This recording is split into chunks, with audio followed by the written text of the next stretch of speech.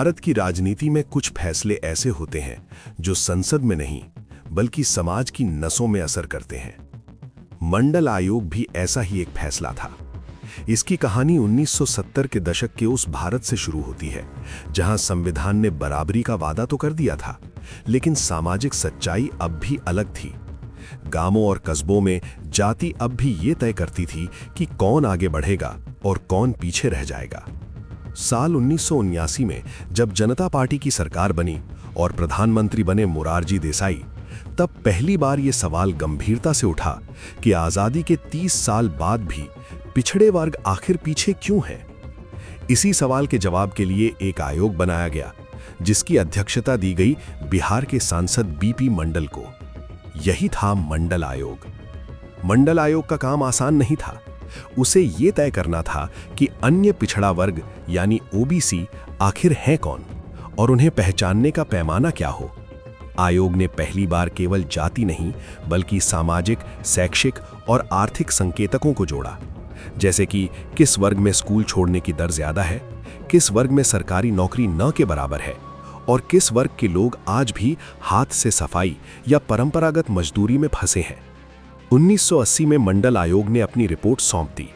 Report ने कहा कि भारत की लगभग 52% आबादी ओबीसी वर्ग से आती है और उन्हें सरकारी नौकरियों और शिक्षण संस्थानों में 27% आरक्षण मिलना चाहिए।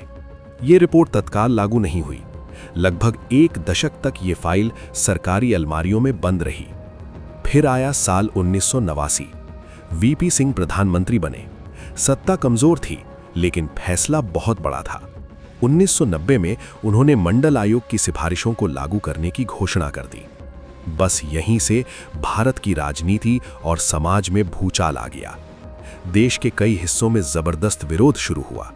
विश्वविद्यालयों में छात्र सड़कों पर उतर आए। कहीं-कहीं आत्मदाह तक की घटनाएं हुईं। विरोध करने वालों का कहना था कि इससे मेरिट खत्म हो जाएगी और जाति हमेशा के लिए राजनीति का केंद्र बन जाएगी।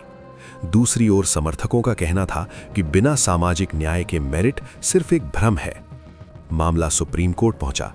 1992 में ऐतिहासिक इंदिरा साहनी केस में अदालत ने मंडल आयोग को संवैधानिक रूप से वैध ठहराया, लेकिन कुछ सीमाएं भी तय कर दी।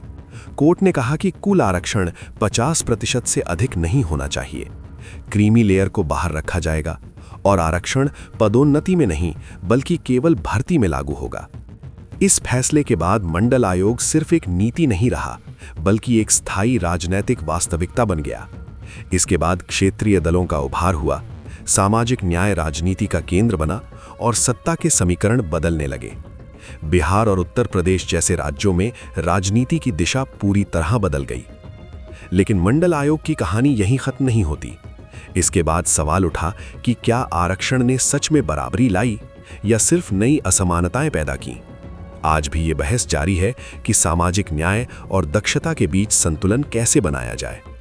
मंडल आयोग ने भारत को ये सिखाया कि लोकतंत्र सिर्फ वोट देने का नाम नहीं है, बल्कि ये तय करने का भी तरीका है कि विकास की सीढ़ी पर सबसे नीचे खड़ा व्यक्ति कब और कैसे ऊपर आएगा।